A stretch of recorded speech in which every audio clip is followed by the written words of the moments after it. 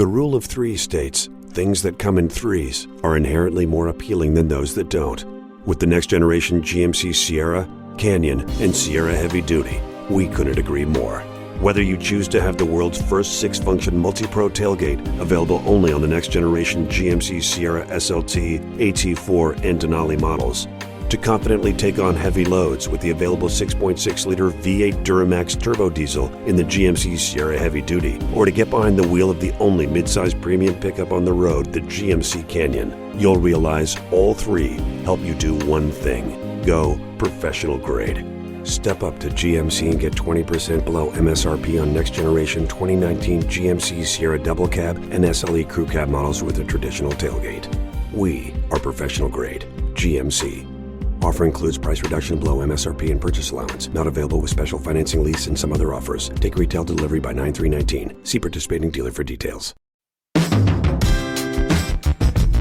Hi, this is Tony Ruggiero, the Dew Sweeper. You're about to listen to an episode of The Tour Coach, which is going to give you an inside look at coaching golf at the very highest level, from on the PGA Tour with my guys all the way to here at Mobile, Alabama in the Dew Sweeper Dome, as we help folks of all skill levels, all walks of life, learn to achieve their golfing goals. So here's a little sit down that I did this week with Andy Ogletree, who a couple weeks ago became the 2019 United States Amateur Champion.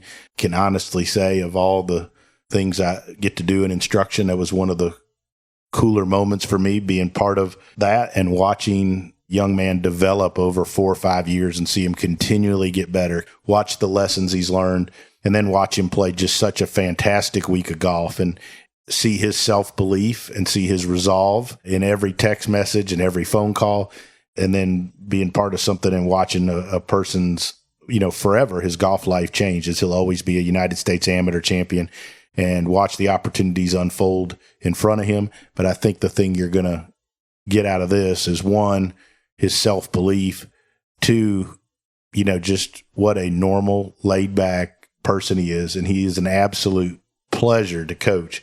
I mean, he's one of the really good young men I've ever been around, and he deserves everything he's gotten.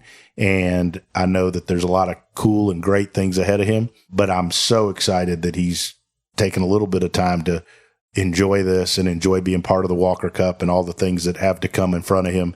And I think you're going to hear a lot more from Andy Ogletree, but I think you're going to like what he has to say today on the Tour Coach. So I'm sitting in here. This is one of the cooler people I've got to have on here. Sitting in with me is he is the reigning U.S. Amateur Champ. Get about to head to the Walker Cup. It's got a nice ring to it, doesn't it, Andy? Yeah, that's not too bad. Andy Ogletree, he's the 2019 U.S. Amateur Champ. And Andy, we've worked together for, since before you headed into Georgia Tech. Yeah. And I thought it'd be kind of cool to talk about, so I've been telling people, just so you know, I've told people for 2-3 years, I've told agents and people that, like Mac Barner, I've told people all along, watch this kid. I knew you were good, but you got a little better every year. You know how some people make these big jumps, but I liked your progression a lot. I always told you that. We had a nice talk at Pebble last year at the U.S. Amateur. I know you didn't play as good as you wanted, and I think you're a little disappointed, but yeah, that was definitely a disappointing one, just because I felt like I was hitting it really good, but. Right. But don't you think that that experience at Pebble, not making match play and not getting very much out of it? And I remember we were standing over there at the practice facility at Pebble. This was before the tournament. We were just talking about the little things that you needed to get better at doing. And I remember, the point system. Right. And don't you think though that that experience was kind of a building block and a starter of what you've done this year? Yeah, for sure. The year before that, I played really well at Ruggiero, the USM. Came in 14th in stroke play, but I shot 67 at Riv in the afternoon, which was a really unheard good round. of. I think it was a low round the afternoon by a couple. And so I had a lot of confidence going into the USM at Pebble, just because I played well at the USM the year before that. But yeah, I was hitting it great. We were all maybe a little too fired up because I was hitting it so good, but I remember shooting even the first round at Pebble and just talking to you, saying, I played really good out there and shot the highest possible score I could. You watched it. It was literally the highest score I could shoot And I did a lot of that in the fall too this year. It was just really frustrating. And I remember putting the clubs down, and I told you I'm not touching them until I feel like I really want to get back at it. And I didn't. Until I was itching to go to the golf course, I didn't touch a club, and I think that really helped me go into the off season, because when I picked them back up, I was ready to go and set some new goals. And I worked really hard over the off season and had a great spring and good summer and capped it off at the end. So it's interesting kind of coaching and teaching you, because like stuff like that where you said, I remember texting you and I said, hey, you want to get together, what you want to do before you head to school, this, that, and the other. And you were just like, I'm putting the clubs up for a while. Yeah. I'll let you know when I'm back. But that's you. And that's a good thing, and again, I think that shows, one, how you've matured over 4 or 5 years. Obviously you worked hard. Anybody that plays at your level and has the success you've had works hard. But what were the things that changed for you, like where you started? Because like I saw a lot of that from you, where you hit it way better than what the score added up to be. Yeah, a lot of it was just confidence and putting. I mean, I've always been a great ball striker. I mean, even when I was a junior player, I was a really good ball striker when I started coming to you, but we've tightened some things up, and obviously it's gotten better, but it hasn't been like drastic changes. Mm-hmm. Driving the ball has always been a stream. I've definitely gotten stronger and a little longer, and there's a lot of things that have gone into it, but my scoring average has gone from just over 72 my freshman year to just over 71 my sophomore year, just over 70 my junior year. And I don't think that's coincidence. I've just learned how to play more. So like every round of competitive golf I've played since I got to school, I've learned something. And I've really done a good job of getting better at practicing, knowing how to practice, taking notes from prior tournaments, and turning that into a practice schedule, and really being specific with what I'm doing and trying to be one step ahead on everything. The Tour Coach here, we've got the best sponsors in the entire world, and one of them, the folks at Vineyard Vines, take the best care of me that anybody in the world could. Always going above and beyond to make sure I've got the best apparel out there, as well as the best product and the best looking gear for me and all of my junior golfers and all the dew sweepers out there. And so now we want to share the love with those of you that like the Tour Coach podcast. So each and every week, we're going to start a contest, and we're going to draw a winner for a couple of $100 gift cards where you can go online and get you some great looking Vineyard Vines golf. All you have to do is listen to the Tour Coach podcast, and then go on Twitter and tweet me at Dew Sweeper Golf and at Vineyard Vines, hashtag Tour Coach, and put one of whatever is your favorite part of the Tour Coach podcast. You can do the same thing on Instagram. Go on Instagram, take a picture of the Tour Coach podcast, put what your favorite part of it is, and then just tag me at the Dew Sweeper and at Vineyard Vines, hashtag Tour Coach, and we'll do a drawing each week, and you can be the lucky winner of some Vineyard Vines gear.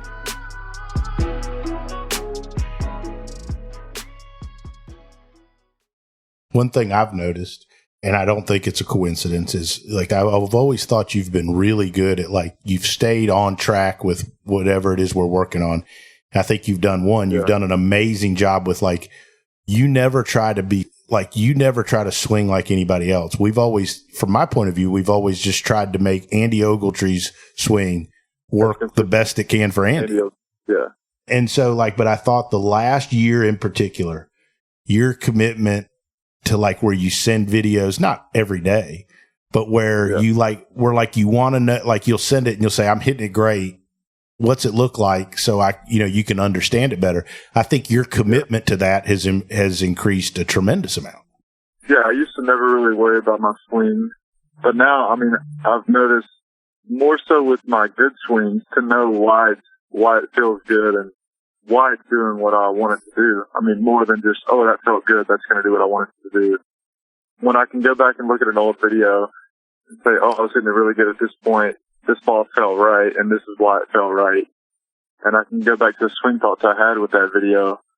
I think that's helped me a lot, and just sending back and forth has definitely helped me, because, I mean, it's hard for us to get together a lot, so I mean, sometimes you just have to go out and play and feel it, but there's definitely benefits to taking videos and knowing why it's doing what it's doing.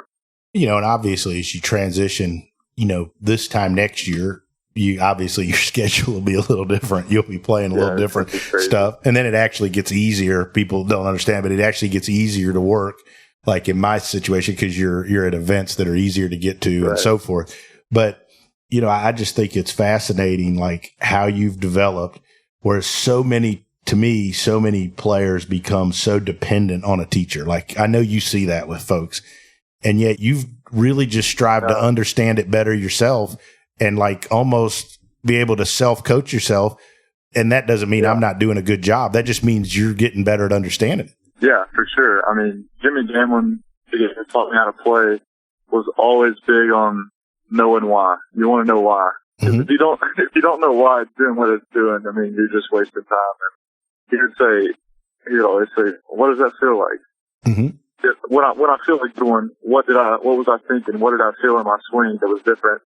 And over time, I mean, once you get a miss going, you usually have some type of thought to go back to. At least a good player does. Mm-hmm.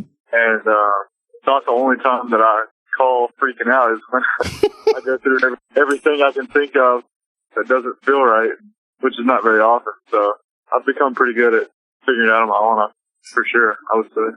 So let's, you know, people want to know about U.S. Amateur Week, as they should. And so let's take us through a little bit that week. So early in the week, you actually, oddly enough, you sent a couple videos to me in the practice rounds where you said it's terrible was the good. Yeah, I think I was quoted. Yeah. And you know, and I was like, so what did we do though? We went back to the same 2 or 3 things that we've worked on, which was one, to make sure you get turned behind it, because you tend to not. Yeah. And start your swing with your turn, not swinging your arms. Yeah. And then I didn't hear from you for an hour or two, and you're just like, it's great. Yeah, I was just taking it back with my hands a little outside on the way back. And so I wanted to kind of feel turning more into my right heel, which was taking it back with my chest a little more from the ball. And then it was a setup issue. I was too much with my toes at address, which is causing me. No, I was too much in my heels at address. It was causing me to go into my toes at impact. Mm-hmm. And that was causing me to hit off the heel and hit this little miss that was low on the face. It would go a little right. And all practice round, just couldn't figure it out Saturday. And, I mean, I thought of everything I could think of. I eventually just said, it's terrible, and I sent a video. And but we went from there, and you just said, kind of sit back. No, you said get on your toes more at address and stay there, which basically was just get to the middle of your feet, because I was so far on my heels. Right. Telling me to get on my toes just got me to the middle. But yeah, all week just kept going back to that, weight on the middle of my feet, and turning it back with my chest, and flushed it all week, honestly. After we figured it out Saturday afternoon, I went out Sunday morning and made 8 threes in the practice round. And from then on, I felt really good about it, and just knew it was kind of up to me at that point. Right. Because it was, Pinehurst is a mental test as much as physical, and you just have to take what the course gives you. There's not a lot of birdies out there, but you just hit it to the right spots and stay sticking. I mean, it sounds so cliche, but stick to your game plan all week. I did a great job of that. Made some really good decisions and under a lot of pressure, which showed that I've matured a lot in my game.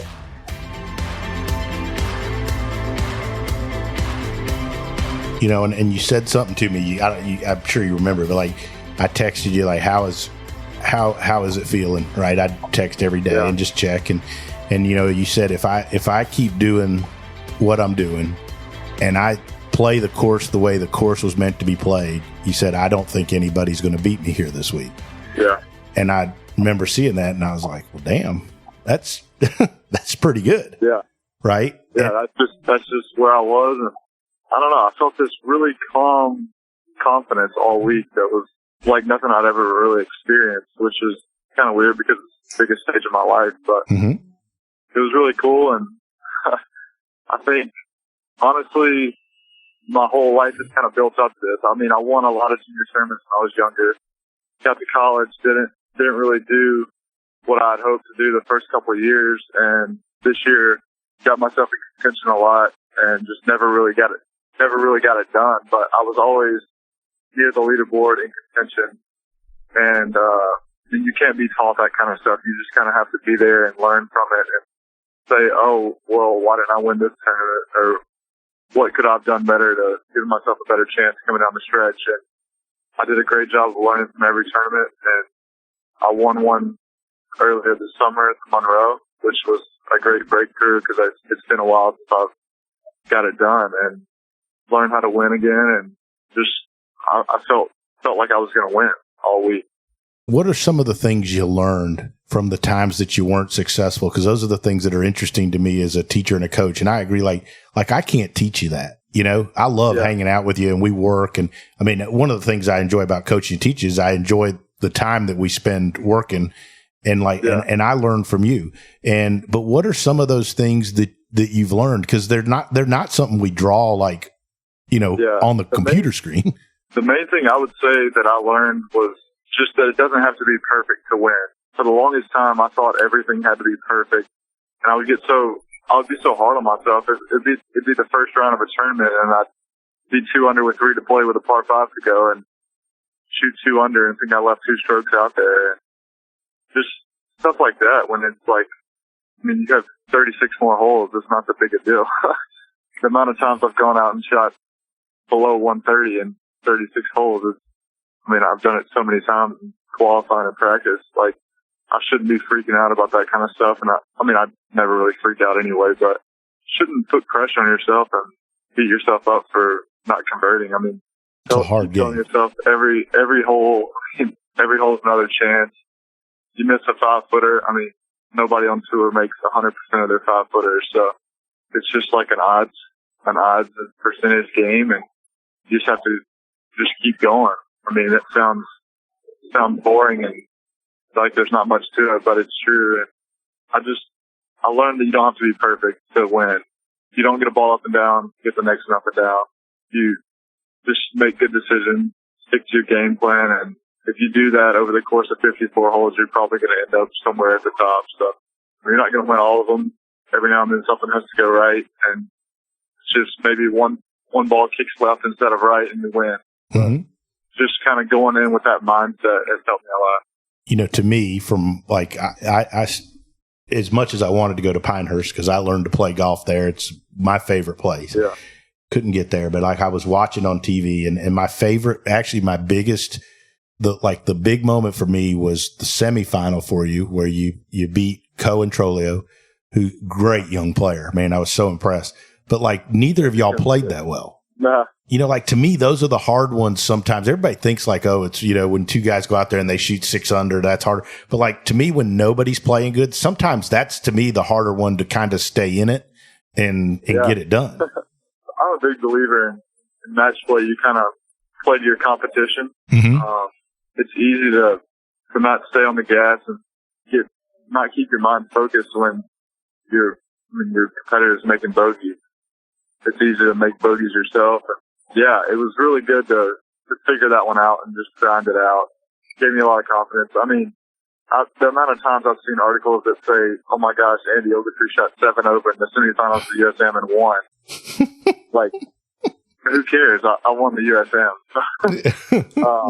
But yeah, it's irrelevant. And I mean, I don't think people understand that in match play, there's sometimes when you go for shots and end up making a 6 on the card when you never make a 6 in stroke play. But I hate when they make a match play tournament and count your strokes. It's not relevant. You're playing one person, even though you're still trying to play yourself. You're not, there's some points that taking chances that you would never take in stroke play. So I don't think, there's a correlation there, but I definitely didn't play as good as I did during the final match. But I did everything I needed to do the whole week. So I think I learned a lot from the semifinal match as well.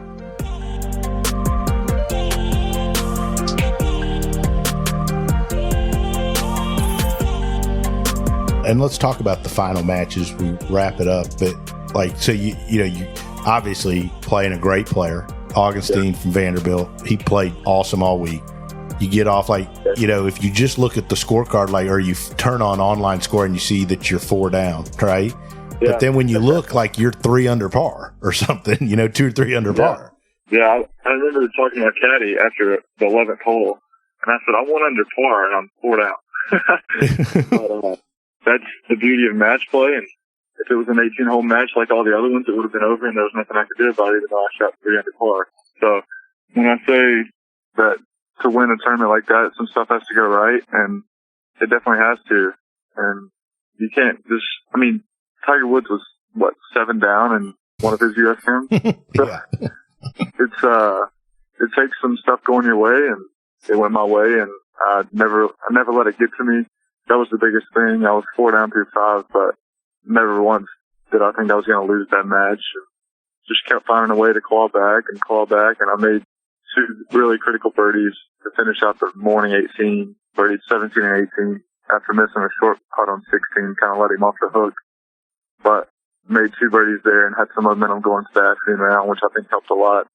Definitely made the lunch a little more enjoyable. Mm-hmm. And birdied the first hole to start the second 18 and never really looked back from there. Awesome stuff. So, just an unbelievable finish. And I was a nervous wreck watching, but you were obviously much more under control. But yeah. So now everything changed. Not everything changes, but obviously the opportunities in front of you. Obviously, going to play your senior year at Tech. You guys are an awesome team. You got so much good stuff going there. But obviously, next summer changes for you. You've created so many opportunities for you. I'm so excited about watching you, and the opportunities that you've given yourself with major championships and stuff creates a special chance for you. Yeah, there's no doubt. All the benefits that come with this tournament are just unreal. And there's only one way to get into a lot of those as an amateur, and I've done that. So it's really special and still sinking in everything that's coming with it. But first and foremost, the Walker Cup this week. I went into the USAM not thinking once about the Walker Cup, and I think a lot of guys were right on the border of making it or not making it, but I wasn't even on the watch list. So backdoor that team and give myself this opportunity to play for the country and be on this really elite team is awesome, and can't wait to get over there and play links golf. I've never played it, so I think it's going to be a really fun week and great players. Just being a Walker Cup member means a lot to me, and every PGA Tour player, a lot of PGA Tour players that have played on the Walker Cup still think it's one of the most special events they've ever played in. So I'm not going to take that for granted, and glad to be on that team and looking forward to it. I always tell folks the coolest things I've ever been to have been to watch Walker Cups. I can't go because I'm not, unfortunately, but I'm getting married that weekend. So there was a scheduling conflict. Yeah, I don't want to hope she's not listening, but just be mad at both of us. But don't want to get in trouble there. No, but it's such a cool deal. Like, I really believe that. Like, and because it's just pure golf, not as commercialized as like the Ryder Cups and the President's Cup. It's such, and you guys have such a great team, and the talent level is so high. So it's going to be and again, I'm just so proud of you being able to do it. And I think it's just such a cool experience for you. Yeah, for sure. It's going to be a lot of fun. We had a Walker Cup practice last week back at Pinehurst. It was cool to be back at Pinehurst, but it was the cooler part was just being with the team and the team dinners and the friends you make. I'll play with these guys hopefully for a long time to come. So it's really cool. That's awesome stuff. And we're, again, how proud we are of you. We're looking forward, obviously, to continuing to working and you continue to get better. Sure. And I know Augusta's obviously that week's going to be a special week for you. I'm excited about being part of that, and so many good things ahead, and just best of luck to you in the Walker Cup and in the upcoming year. And I know you're crazy with heading to qualifying, catching up in school. Thanks for sitting in with me. I know you probably had some more exciting, riveting stuff you could have done today. Oh no, it's all good. Thanks for having me. Andy, talk to you soon. Best of luck, buddy. Thank you so much for listening to this episode of The Tour Coach with Tony Ruggiero. If you enjoyed this, make sure to hit subscribe, Apple Podcasts, Spotify, wherever you are listening to this podcast. You can stay up to date because we have weekly episodes coming your way with fascinating people in the world of golf instruction at the highest level. Make sure to subscribe and stay tuned. If you want to learn more about Tony, head over to dewsweepersgolf.com. to get all the details on what he's up to. Maybe you want to see him, grab a lesson, or go to one of his camps, pick up his book, Lessons from the Legends. You can do that there. If you want to see Tony in action with some videos and other content, head over to golfsciencelab.com/Tony to get more info there. This episode was powered by the Golf Science Lab and was edited, mixed, and produced by Just Hit Publish Productions. There's one thing, if you know about me, if you've listened to the Dew Sweepers, you've come to listen to me talk, is you know I'm big on loyalty. We give 100% here at the Dew Sweepers. We put a lot of emotional investment into everything we do with every one of our players. And the same can be said for our partners and the folks that have been with us for the long haul and help the Dew Sweepers, help our juniors, help us get to our tour players. And so I want to give a special thanks to our sponsors. Our sponsors are, first and foremost, Buick and our local Buick dealers here around the Southeast, Shrixon Cleveland Golf, who've been with me for over a dozen years, and their belief and support of what we do here with the Dew Sweepers. And lastly, the folks at Vineyard Vines. The folks at Vineyard Vines love what we do with junior golf. They support us on the road. There isn't a better family or group of people that are going to help us look our best, play our best, and have more fun than the folks at Vineyard Vines. So special thanks to our sponsors. Please support those as you get the opportunity. And for more information about any of those, check us out at dewsweepersgolf.com, or you can always check me out on Instagram at @thedewsweeper.